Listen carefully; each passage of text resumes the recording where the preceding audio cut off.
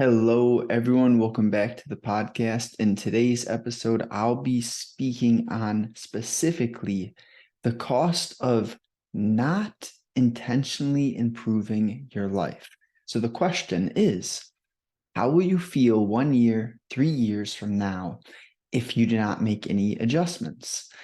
See, that question is very powerful, and many people will not take out a piece of paper and actually answer it seriously. I mean, you can ponder on it. That counts. But to really dump your thoughts and express them, get them out of the mind, they are clearer once you've written them down. If you do this, you're taking action immediately. And there's nothing more beneficial than taking action. No matter how small the step is, you take action, it's inevitable that you improve.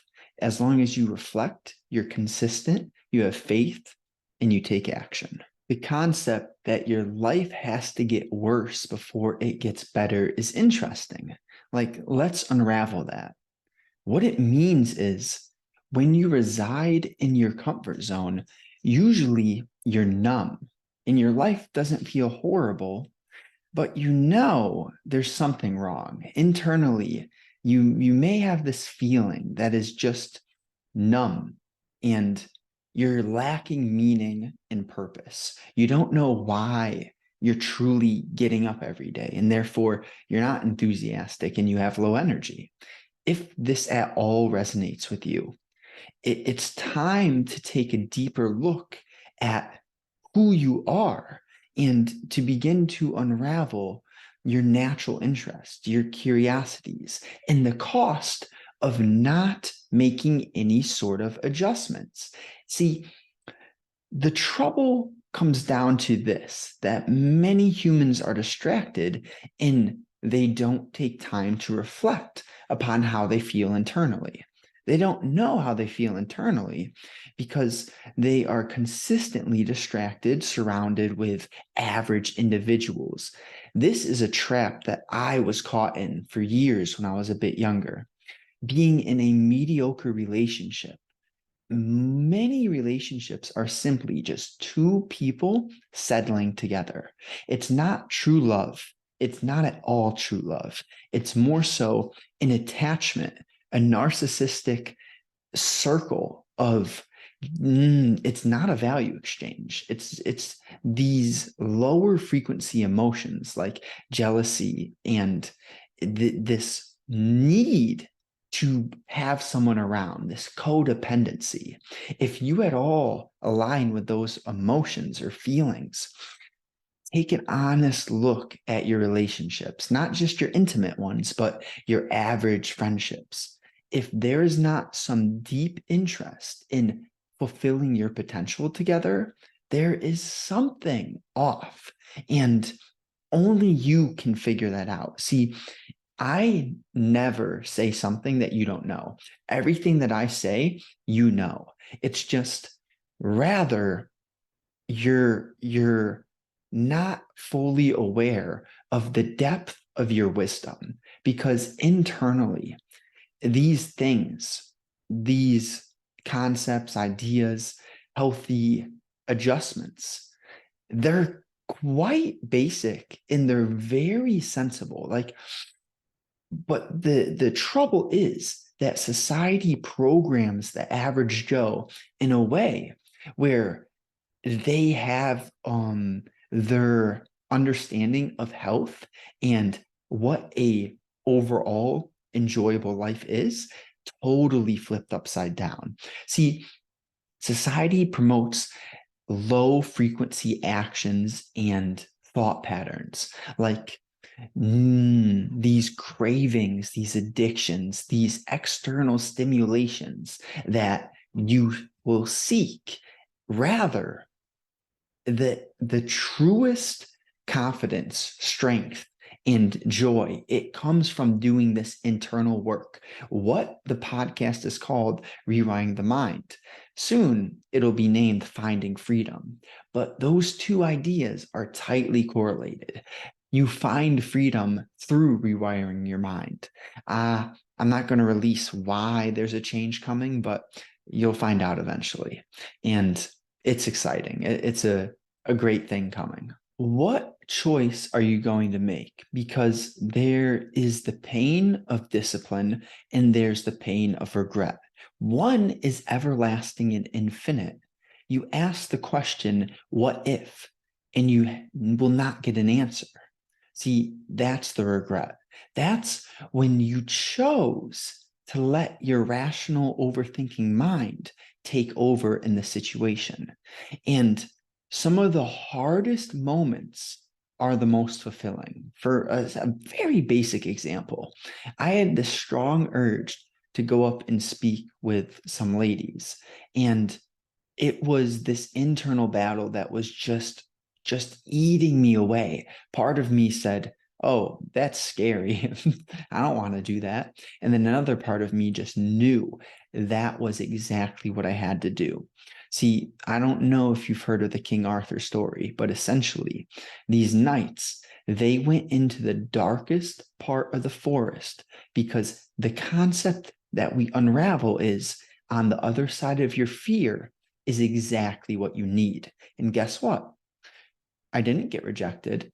Things didn't go as well. I'm not going to say as planned.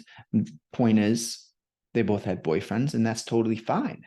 The reality is, I chose to overcome my fear. And doesn't matter what the outcome is. What matters is the effort, the decision that you make. And after doing that, I felt so free.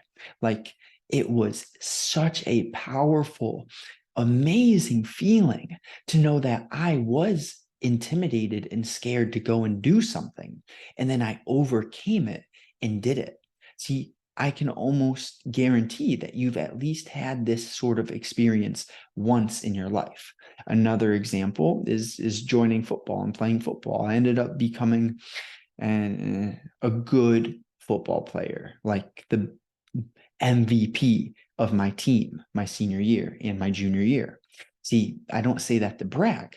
I say that to express the truth, which is when I first considered playing, it was scary, intimidating.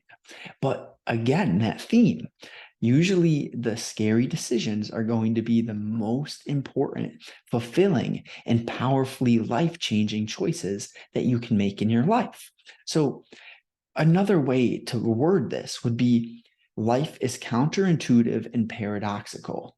Usually that which is easy in the moment is going to be hard in the long term. What that means is when you do something which is easy in the moment, usually you're filled with shame, guilt, or regret later down the road.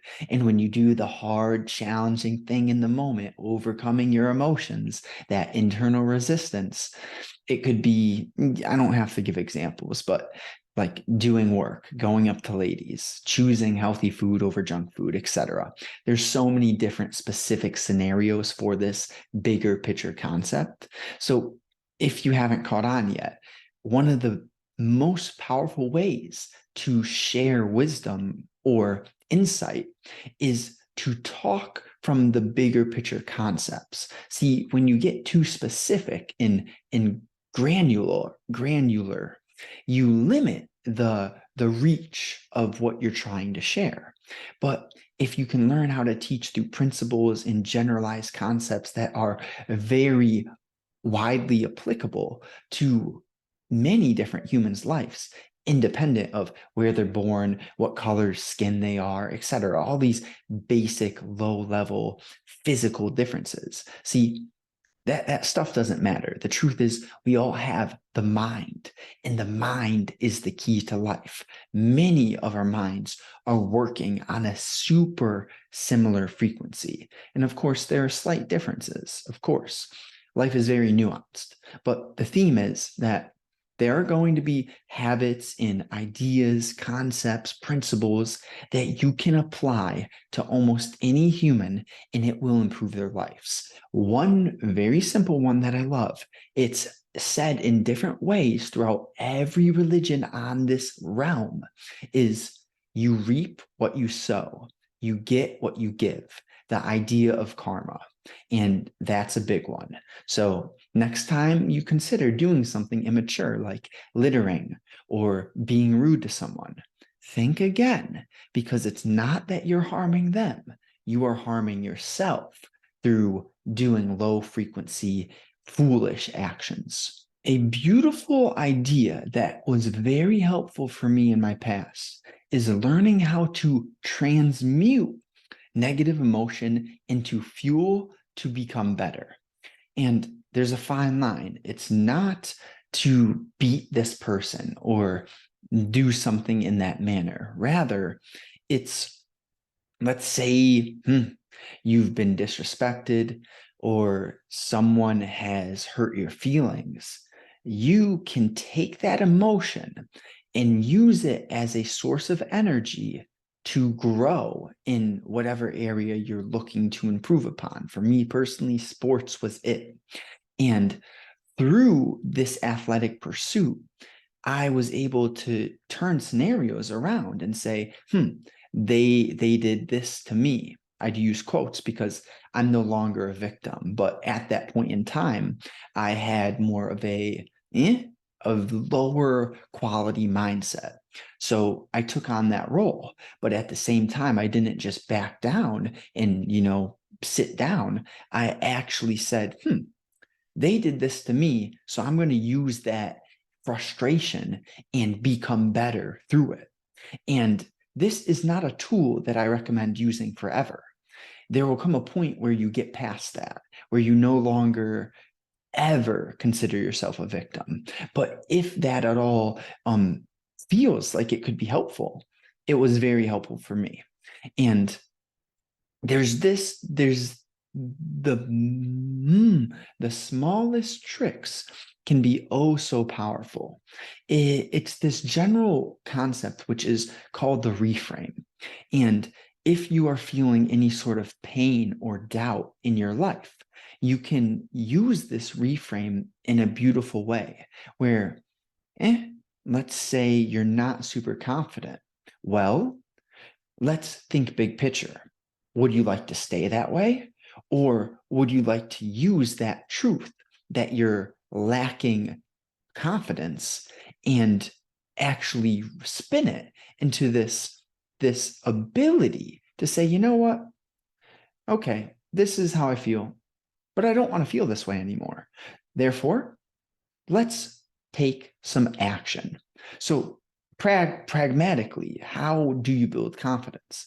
There's many ways, there's many avenues to have confidence in.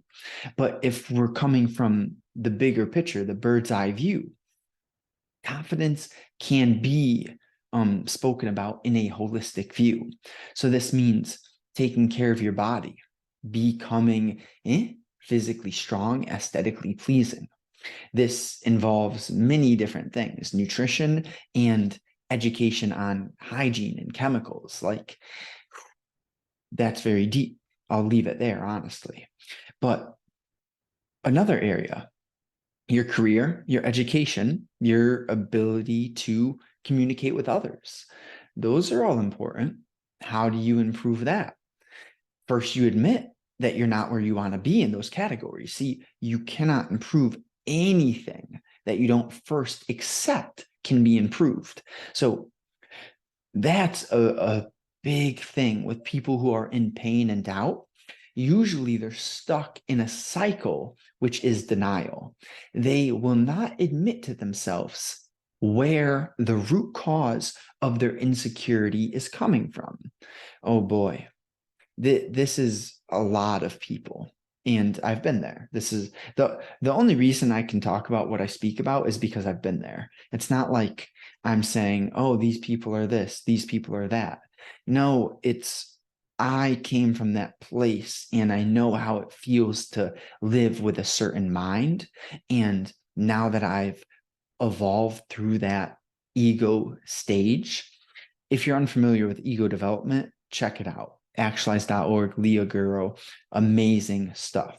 But once you transcend a certain ego development stage, you can begin to see how you used to think when you come across certain egos or people or individuals, all the same thing for all three different ways of saying the same thing: ego, individuals, and people, same thing. What this means is you'll find, I see where you're at. I used to think exactly like that. This is interesting. And you don't make them feel bad for it. This is the thing. With stages in development, it's not that where a developed ego is versus a lower developed ego. It's not that one is above another. Rather, there are these stages and everyone's at the right place at the right time.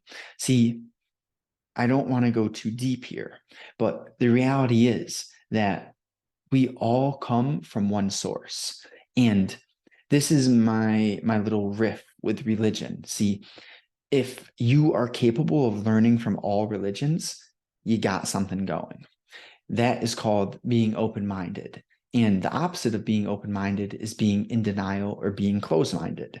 And being closed-minded is probably the biggest cancer to all of humanity. Individuals who think they're right all the time, who can't listen to other viewpoints, which don't immediately agree with them. See, that's deep right there. And it's troubling because these people, they have potential if they would just understand that there are many mountaintops and there are many routes to each mountaintop. So it doesn't have to be my way. And you do not have to believe what I say. Everything that I say is simply my direct experience. And if it aligns with your direct experience, then maybe you listen and you're interested. That's cool. But the theme is that we have to be capable of considering, well, maybe there's some truth in that, truth in that, truth in that. You get my point. There are so many different ways of saying the same thing. So flexibility, versatility, openness, those are amazing traits. Balance, patience, persistence, reflection, amazing things. The opposite of those, envy, arrogance, jealousy, I'm right, I'm always right, cutting people off in communication, speaking so fast. See, there's a difference between like interacting in a friendly manner, speaking fast, like, hey, yeah, or cutting people off in conversation, not being capable of listening, allowing someone to finish what they're saying. So everything that I speak about is very nuanced because life is paradoxical. It's counterintuitive. There are two sides to the coin. See, Alan Watts says this: if the waves of life did not occur, if we did not have down phases in our world, how would we know what an up phase feels like? If you had a blank sheet of paper, how would you know what, how do I phrase this? Without seeing what a blank sheet of paper looks like, you would never know what a book, what amazing amounts of wisdom is filled within a book. So the theme is there's both sides. There are spectrums to everything, and we need those spectrums. Without the spectrums, we would be drastically confused. We would not understand the game. So I know it's deep, but when you learn how to accept reality for what it is, not wanting to change everything all the time, but realizing, okay, we need darkness to appreciate light. If I was not broken at one point, I could not understand what being healed feels like. If I was not unhealthy at one point, I wouldn't understand what health feels like, etc., etc. This stuff is great. I mentioned balance earlier, and we can expand upon that because what my perception is framed as is a big picture understanding, meaning that I am looking through this lens of aiming to reduce the amount of suffering in the totality of our world. See, and you do this through becoming a more aware individual, because, okay, there is the ripple effect. You throw the pebble in the pond and it ripples. And what that means is you, on an individual level, how you show up every day, how you treat people, how you carry yourself, just your overall energy, your way of carrying yourself. I said that. It is so important to understand that you have a massive impact. And this is coming from that lens. I'm not saying that you treat someone a certain way and, something ridiculous is going to happen. Rather, I'm saying that as you improve as a person throughout time, life is about compounding. So you improve, you improve, you improve. And therefore, every single day, each person that you come in contact with is going to just have a little bit of a better future, a better day, simply due to you and your energy. And I'll go deeper. What this means is that how you make someone feel, they are going to make someone else feel a certain way.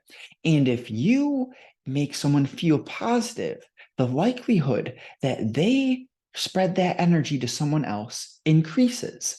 And same thing goes vice versa. So that is a simple way to put it. If you make someone feel good, the likelihood that they make another feel good increases. I like that. And what is balance in a bigger picture? It's not this fake thing where you just show up overly optimistic, extra cheery. No, that is a sign that someone is hiding something deep within. Rather, the truest energy is just felt.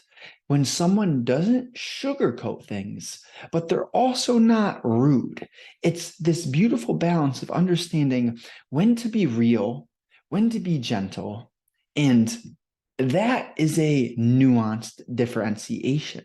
You don't just learn this automatically. It comes from direct experience. It comes from you making a mistake, treating someone poorly, acting in a way that leaves you feeling a certain way, and then you take the time, the responsibility to reflect upon why you feel how you feel.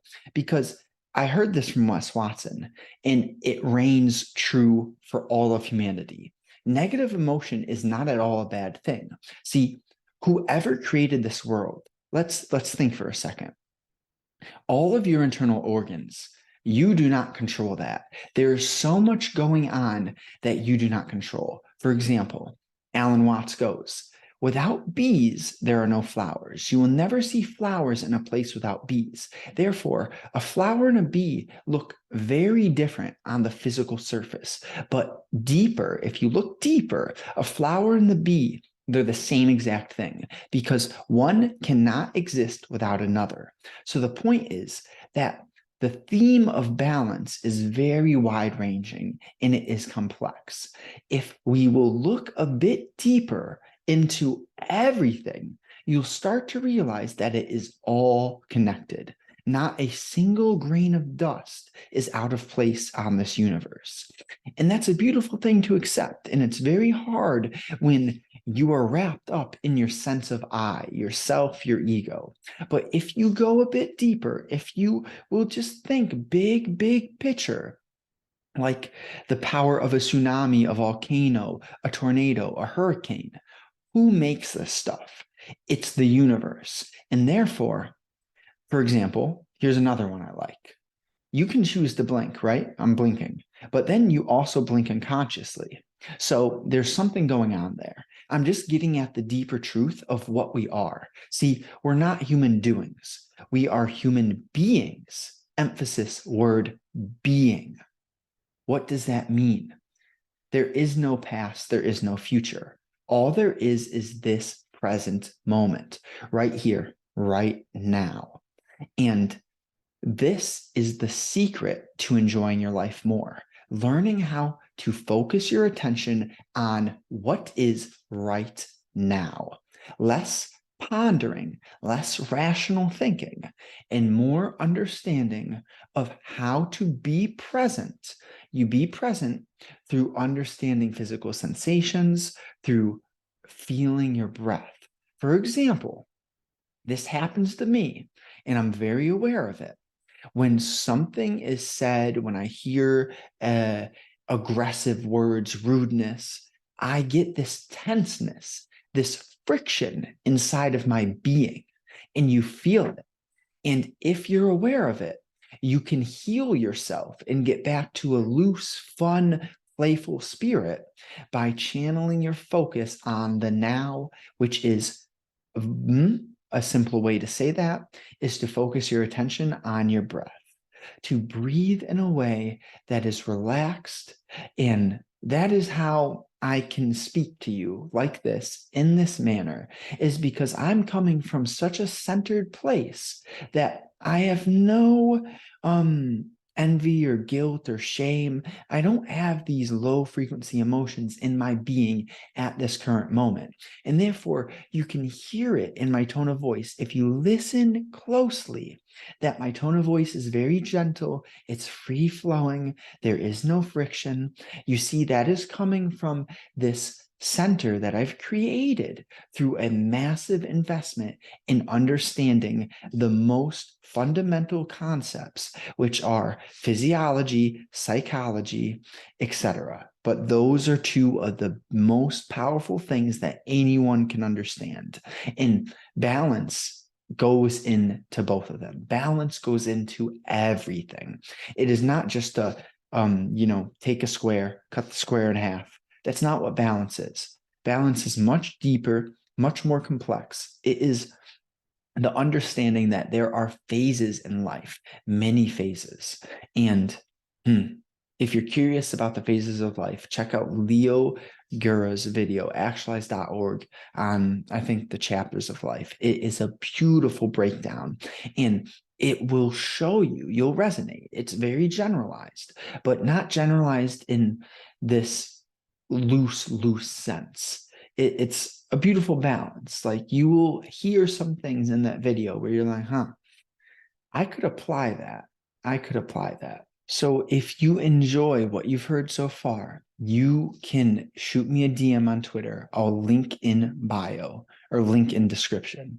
And there is this concept, which is the stages, not of life, but stages of mind. You are either surviving, well, the first one is being a victim, surviving, thriving. And let's think about that. Like, where are you right now? Do you see yourself as life is happening to you? Someone hurt your feelings? Someone made you feel a certain way? You're stuck in the lowest mindset, which is victimhood. Next, you'll transition into surviving, where it's still partially victimhood, but you're at least like churning. You're not giving up. You're not the victim as much. Rather, it's like, I feel this way, but I'm still going to do what I have to do. That's better than being a victim. And then you get to the thriving place where it's like, they said this. Well, that's what they said. Now I feel how I feel.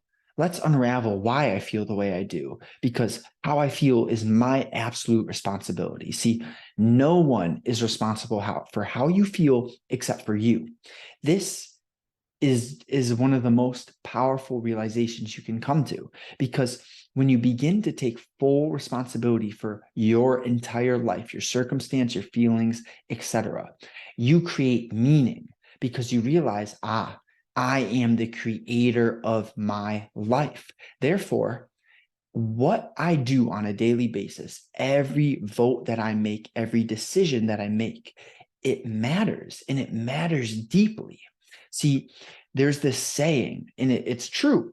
If you're sailing a ship and you have your compass 1 degree off, when you go that whole mission, if it's 1 degree off, one decision you will be off course. And what I mean there is your choices matter. I'm not saying that mistakes are bad. I'm not saying that you should be hard on yourself. No, what I'm saying is when you feel a certain way, you should reflect upon why you feel that way and realize, come to this understanding that, I'm responsible for feeling that way. See, that is empowering. It is insightful because then you realize, if I can figure out how to become more aware, how to notice my emotions before before you lose your cool. See, usually anger is this thing which grips you. It's like you lash out and then you realize, I regret that. But if you can notice your anger, that emotion in your body before you make a mistake, that's powerful. So I'll conclude here one more time. 1 year from now, 3 years from now, if you do not make drastic or slight improvements at the very least, how are you going to feel about yourself? I know for me, even though I'm not in a bad place right now, I would be quite disappointed. So where that comes down to is there's two routes, really. You can take the slow route, which is trial and error. It's okay to do this, especially when you're younger, when you don't have the funds to invest in yourself, when you are just beginning your self-improvement journey. I think trial and error is the route there. But there comes a point where you say, I'm growing. I found some people that I really love what they're doing, their content. And therefore, there might be an opportunity for me to learn from them. You see, I've invested multiple, over 10,000, over 15,000 into the improvement of my mind through paying people whom I respect and trust. And you know what? It's paid off. It's paid off greatly. In the moment, I was very nervous. I'm like, this is a hard decision. Like I said earlier, usually the hardest decisions in the moment are amazing for your long-term future. So if you like what I have to say, if you resonate with who I am, with how I express myself, I have an opportunity for you. And it's not guaranteed. There are limited slots, limited time. That being said, I will say this one more time. Link will be in description. Shoot me a message. Let's chat. Let's see if we resonate, if we mesh. If we do, we can take it from there. I hope this was helpful. Truly, I appreciate your attention. I appreciate you taking the time to invest in the capacity, the improvement of your mind, because there is no better ROI than investing in your mind. So much love. Hope you have a great day.